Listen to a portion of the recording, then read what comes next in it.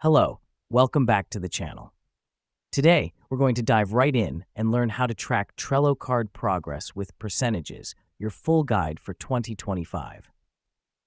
First things first, you'll want to create a new board or select an existing one.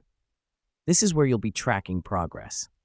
If you're starting from scratch, give your new board a name that's relevant to the project you're managing. This is crucial because it sets the foundation for your tracking system and helps you stay organized. Now that we've done that, let's move to the next step, creating lists. In Trello, lists represent different stages of a project. For example, you could have to do, in progress, and done. The reason we do this is to visualize the workflow and make it easy to move tasks or cards from one stage to another. Next up, we need to make our cards, which are essentially your tasks. You can add as many cards as you need to each list. Just click on Add Another Card, type in your task, and hit Enter. This helps us because each card represents a piece of work that needs to be done, and tracking their progress is what we're all about. Now, here's where the magic happens. We're going to use a power-up called Advanced Checklists.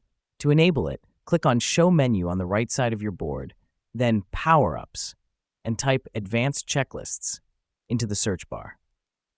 Once you've found it, click Add.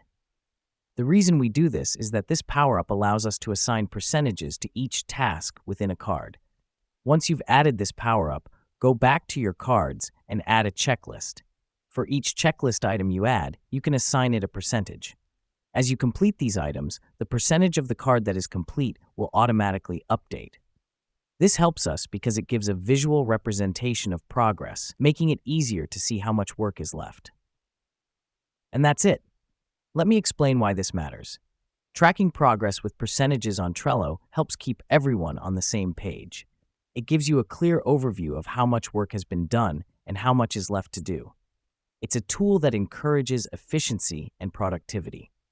In conclusion, by creating a board, setting up lists to represent stages of a project, adding cards for tasks, and using the advanced checklist power-up, you can easily track the progress of your Trello cards with percentages.